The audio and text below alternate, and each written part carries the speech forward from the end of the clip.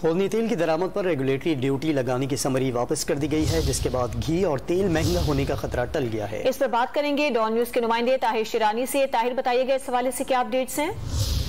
دیکھیں، آج اقتصادی رابطہ کمیٹی کے اجلاس کے ایجنڈے میں یہ شامل تھا کہ جو خوردنی تیل کی درآمد ہے اس پر ریگولیٹری ڈیوٹی لگانے کی تجویز دی گئی تھی، لیکن جب وزیر خزانہ کی زیر صدارت اقتصادی رابطہ کمیٹی کا اجلاس شروع ہوا تو وزارت نیشنل فوڈ سیکیورٹی نے سمری واپس لے لی اور یہ موقف اختیار کیا کہ کیونکہ